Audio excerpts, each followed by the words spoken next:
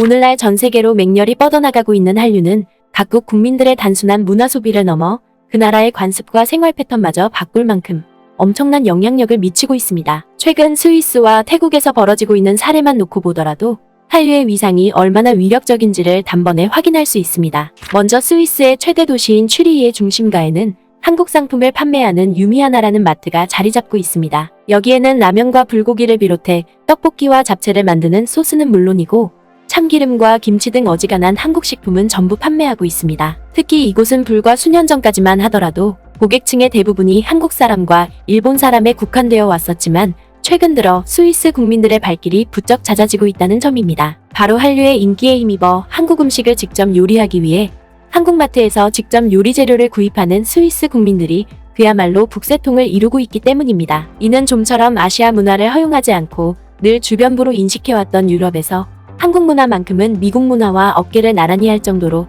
상당한 입지를 다지고 있음을 매우 극명하게 대변해주고 있다는 점에서 우리에게 매우 특별할 수밖에 없습니다. 그리고 태국에서도 한류 드라마가 큰 인기 돌풍을 일으키게 됨에 따라 그동안 태국 사회가 안고 있던 문제까지 단번에 해결되면서 태국 국민들의 환호가 끊이지 않고 있습니다. 바로 최근에 넷플릭스에서 크게 화제가 되고 있는 한국 시리즈 더 글로리만 놓고 보더라도 이 드라마의 주제가 학폭을 다루고 있는 만큼 태국에서 이 드라마가 급속히 확산되면서 자연스럽게 태국의 소셜미디어에서는 학폭 문제가 대대적으로 대두되고 있고 이를 통해 의혹이 제기된 태국의 유명 인사들이 해명과 사과에 적극적으로 나서고 있기 때문입니다. 실제로 지난 11일에도 빌킨이라는 이름으로 잘 알려진 태국의 유명 가수 겸 배우인 푸티퐁 아사라타나쿤이 과거 이 문제에 가담했다며 친구의 비판글이 SNS에 게시되면서 이내 사회적으로 큰 문제가 되자 빌쿤은 곧바로 태국 국민들과 피해자에게 사과하는 모습을 보였습니다. 뿐만 아니라 옴파와시라는 별칭으로 알려진 태국의 유명 배우인 파와 치사왕기도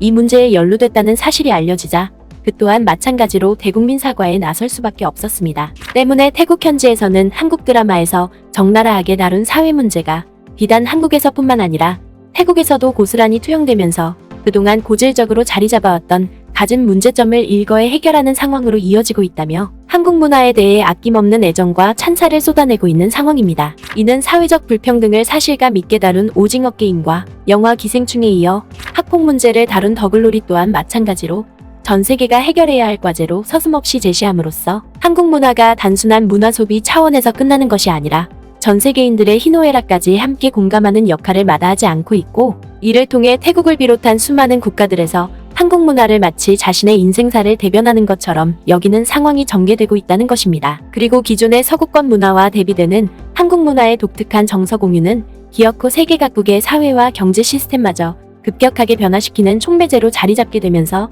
전 세계로부터 큰 주목을 받고 있다는 점입니다. 실제로 이러한 상황을 증명하듯이 최근 한 일본 기자가 베트남을 방문했다가 당초 일본 국민들이 생각했던 것과 정반대의 상황이 벌어지고 있다며 이를 특집 기사로 보도하고 나서면서 일본 사회가 그야말로 발칵 뒤집히는 상황까지 벌어지고 있습니다. 이와 관련해 지난 1월 13일 일본의 유력 경제 매체인 JB프레스는 당초 일본에서는 베트남 국민들이 한국 대신 일본을 더 좋아한다는 낭설이 있었는데 정작 베트남 현지의 자사의 기자를 파견해보니 완전히 정반대였다며 매우 거센 한탄을 쏟아냈습니다. 먼저 해당 기사를 작성한 히라이 토시하루 기자는 당초 생각했던 것과 다르게 베트남은 한국을 꽤 좋아하는 나라라고 소개했습니다. 그러면서 히라이 기자는 일본 현지에서는 베트남을 친일본이라는 생각들을 많이 가지고 있는데 베트남에서는 오히려 일본보다 한국의 존재감이 더 강력하다고 보도했습니다. 10년 전 처음 베트남에 갔을 때는 더 이상 이 나라에 오지 않을 것이라고 생각했다. 아는 사람도 있고 동남아시아를 조금은 봐두는 것도 필요할 것이라는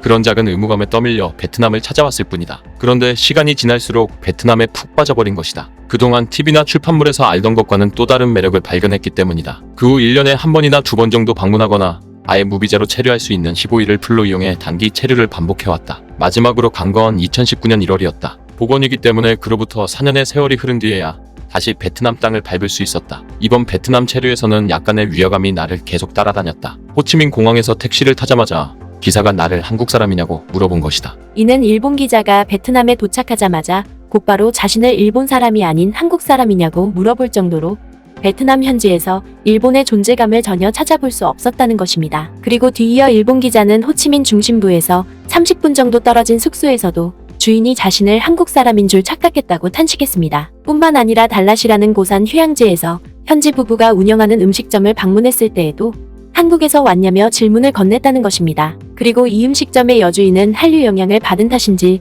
다른 외국어는 일절 못한다면서도 오빠를 비롯해 여러 한국어 단어는 정확하게 표현했다는 것입니다. 그러면서 일본 기자는 한국과 베트남이 지난 수십 년 동안 애증의 역사를 쌓아왔지만 오늘날에 이르러서는 서로를 떼어낼 수 없는 불가분의 관계로 나아가고 있다고 보도했습니다. 실제로 일본 기자는 불과 60년 전까지만 하더라도 두 나라는 베트남 전쟁에서 총구를 서로 겨눌 정도로 적대적인 관계를 보였지만 냉전이 종식된 직후인 1992년에 정식으로 수교를 맺은 두 나라는 오늘날까지 막역한 관계를 이어오고 있다고 보도했습니다. 때문에 일본 기자는 베트남 전쟁 당시 벌어진 상황만을 놓고 일본 국민들은 베트남 사람들이 반한 감정을 가지고 있을 것이라고 예단하고 있지만 베트남 현지의 실상은 정반대였다고 보도했습니다. 처음 베트남 여행 때 탔던 시내버스는 한국에서 쓰던 버스 중고차였다. 내릴 때 누르는 버튼에는 한글이 적혀 있었다. 아이스크림을 사려고 가게에 들어가면 절반 가까이가 한국제 아이스크림이었고 게다가 패키지 상품까지 한국과 똑같이 한글로 표시되어 있었다. 오히려 현재는 그런 일상 속에 한국 물건이 끼어 있는 비율이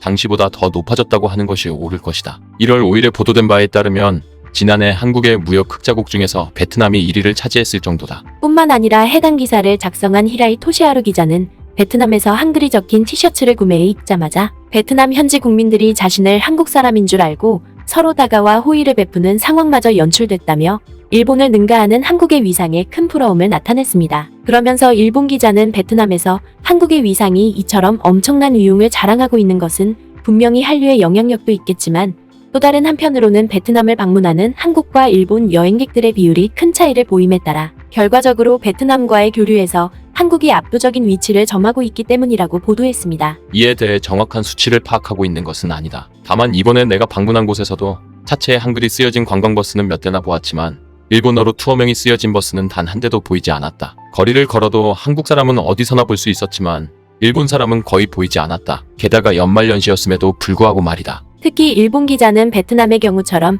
세계 각국에서 일본 여행객들을 쉽게 찾아볼 수 없는 것은 다 그럴 만한 이유가 있기 때문이라고 보도했습니다. 바로 일본 국민들의 여권 보유율만 하더라도 19%에 지나지 않을 만큼 세계와의 교류를 극도로 꺼려하고 있다는 것입니다. 때문에 이와 정반대로 해외 각지에서 전 세계인들과 서슴없이 교류하는 한국은 오늘날 베트남을 비롯해 세계 각국에서 사상 최고의 문화적 위상과 경제 성과를 쌓고 있는 데 반해 일본의 위상은 급격히 쇠퇴하고 있다는 것입니다. 그러면서 일본 기자는 자국 국민들이 좀처럼 세계와의 교류에 적극적으로 나서지 않으면서 국제 정세와 베트남의 상황을 함부로 예단하는 것은 물론이고 한국의 위상을 함부로 왜곡하는 것은 절대 온당치 못하다고 지적했습니다. 결국 일본 기자의 이러한 한탄은 쇄국을 고수한 채 독야청청과 유아독존을 부르짖을수록 세계로부터 스스로를 고립시키는 것은 물론이고 그동안 쌓아왔던 경제적 위상마저 한없이 몰락할 수밖에 없다는 사실을 여실히 입증해주고 있는 것입니다. 구네스북 영상을 재미있게 보셨다면 알림 설정과 구독 부탁드리겠습니다.